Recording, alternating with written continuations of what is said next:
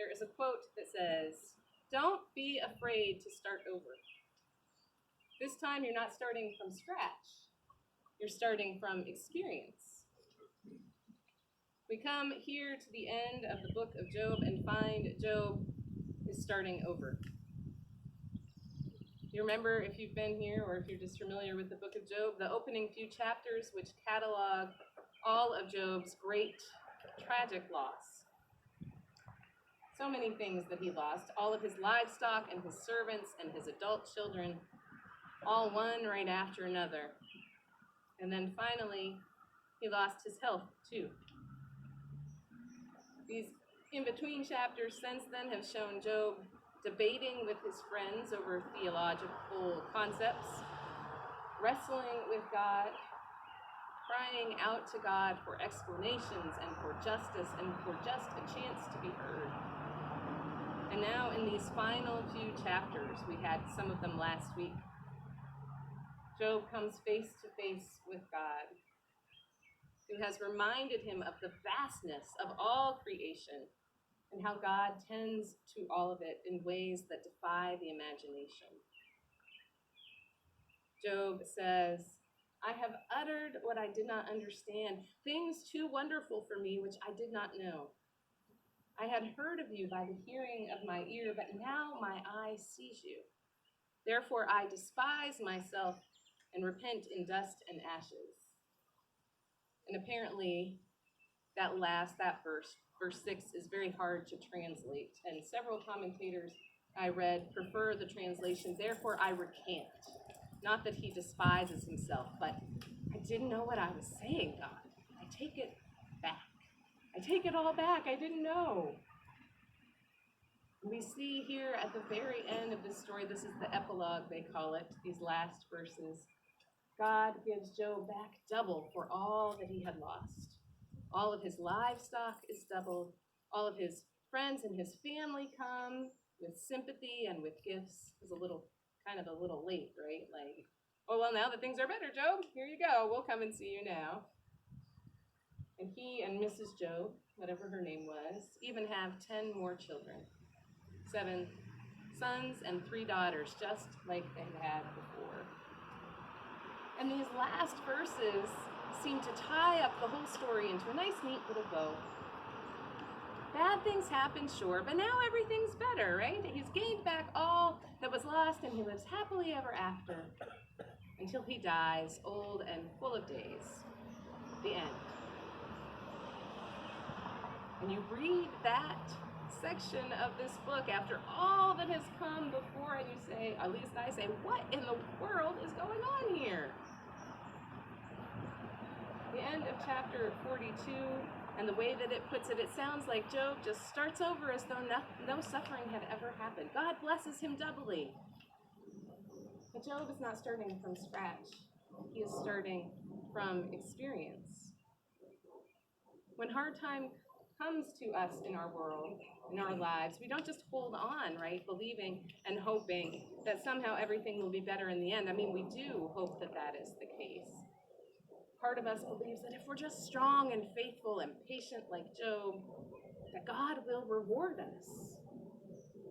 That when all is said and done, the suffering will be erased by the happy ending we expect and hope for on the other side. Except we know that this isn't the way that it works, right? Not always. The suffering of life doesn't always come to a nice, neat, happy little conclusion. A painful divorce doesn't always lead to meeting the love of your life in the next chapter.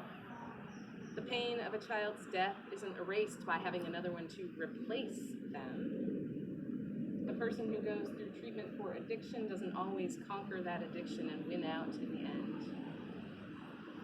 It's true that suffering doesn't always last forever, but it doesn't mean that when it ends that we move into the future as though it had never happened, right? We carry the after effects of that suffering with us. We think about the ways the bodies are changed by disease or surgery or rehab, and we carry the scars of our suffering with us, whether they are visible scars on our outward body or the ones that are internal to our spirit and our psyche that no one can see and yet are present wherever we go. Even Jesus doesn't escape the scars, right?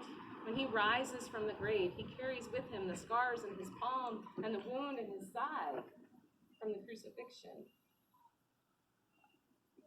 And so we remember that Job is not starting over from scratch. He's starting over from experience. And you wonder if this experience that he has doesn't make him want to wrap up his children in bubble wrap, right?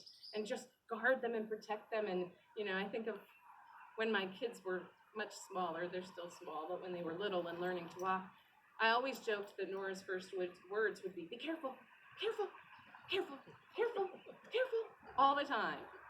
Anybody else do that with their kids? Careful. I wonder if Job's inner spirit just wanted to just stay here. I don't want anything bad to happen to you. We would understand that. And I'm sure there was a piece of him that was protected in that way, but we don't get really a sense that he did that in an overprotective way.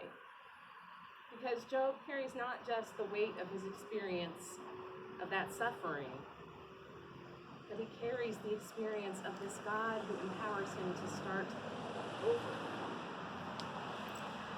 with hope and with joy and with courage. You might remember way back in chapter 1 that God describes Job as a righteous and a faithful man. And we hear that Job, when his first 10 children would gather together to feast, that Job would offer sacrifice on their behalf in case they by accident cursed God in their hearts. Because Job was righteous and faithful and a little overprotective of those kids of his.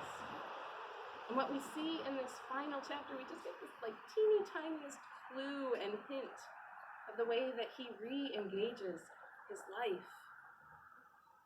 Imagine the courage it takes to start over after all of the loss that he has had, to dare to have children again when he knows the pain of losing them. And yet he enters into that despite the pain and the loss that he has gone through. He chooses to re-enter life in that way. The narrator tells us the names of Job's 3 daughters, Jemima, which means dove, Keziah, which means cinnamon, and Karen Hapuk, which means horn of eyeshadow. They were beautiful women. And it tells us that Job gave them an inheritance, which was not something that happened in the ancient world of patriarchy. Girls didn't get an inheritance unless there were no boys in the family. But Job embraces this new time of parenting in a new way, no longer living in fear of what they might do, but instead giving them gifts and setting them loose in the world to live as they were created to live. Job's encounter with God, his experience with God, has transformed him. He realizes that what he thought he knew about God was not the full or the complete picture, that there was so much he didn't know and didn't understand. And so he recants of that position of being able to put God in a box and define what God will do, and he re-enters life not starting over from scratch, and not just with his experience of suffering and loss, but with this experience of the living God who loves him and cares for him and tends to him, even if he has suffering that does not have a satisfying explanation.